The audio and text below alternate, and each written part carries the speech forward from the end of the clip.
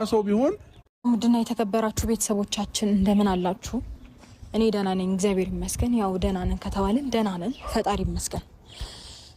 ያው እንግዲህ ዛሬ በሰዓት የመጣሁበት ምክንያት የሆነ ነገር በጣም አናዶኝ የመጣሁት ማለትም እኔ ዳኒና ኤፍሬምን አብርሻ ሊያሳስረን ነበር። አሳስሮን ነበረ። እኔ ልጅ ስላለኝና በጣም ተናድጃለሁ። የምር በጣም ይቅርታ። በነገራችሁ ላይ በጣም እንደዚህ ውዝግብግብ እያልኩኝ ነው እየተናገርኩኝ ያለሁት በጣም ስለተናደድኩኝ ማለት ነው። እና ምንም እርግጠኛ ባልሆነበት ነገር ዳኒንና ኤፍሬምን አብርሽ አሳስሯቸዋል። እና ያው እኔም እስኪረጋገጥ ድረስ ልጅ ስላለሽ ምናምን ተብዬ ነው የተፈታሁት እንጂ እኔንም ሊያሳስረኝ ነበር አብርሃም። እና በቅርብ ሰዓት ከዴቭ ጋራ አብርሽ በቅርብ ሰዓት ከዴቭ ጋራ ኤፋ ተገናኝቶ ነበረ። በጣም ሆቶኜ ነው ማናገራችሁ። በጣም ይቅርታ ለዚህ እንትኔ።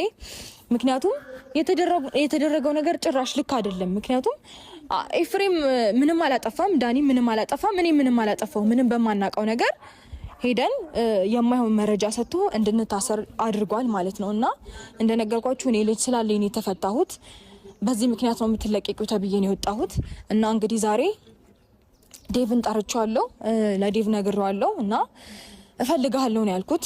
እንደታሰረ ኤፍሬምን እና ዳኒን እንዳሳሰራቸው አልነገርኩትም።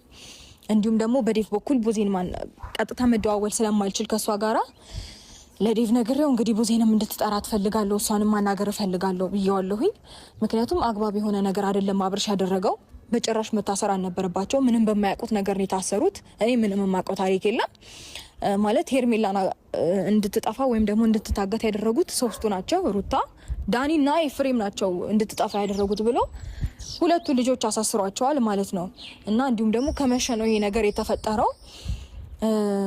እና በጣም በጣም የሚያስደነግጥ ነገር ነው የሆነው እውነት ለመናገር። ምክንያቱም እኔ ምንም የማውቀው ታሪክ የለም። እስከዛሬ ድረስ ቀልድ ነበር የመሰለኝ። የማየው ነገር ሁሉ ቀልድ ነበር የመሰለኝ። ምክንያቱም ገና ዛሬ ነው ሄርሜላም እንደጠፋች ያመለከቱት ማለት ነው። እስከዛሬ ድረስ ምንም ያመለከቱት ነገር የለም። ፖሊስ ጋር የሚሄዱበት ጉዳይ የለም። ምክንያቱም እስከዚህ ሰዓት ድረስ የጠፉበትን ዝም ያሉበትን ምክንያት እኔ እርግጠኛ መሆን አልችልም፣ በምንም ላቅ አልችልም።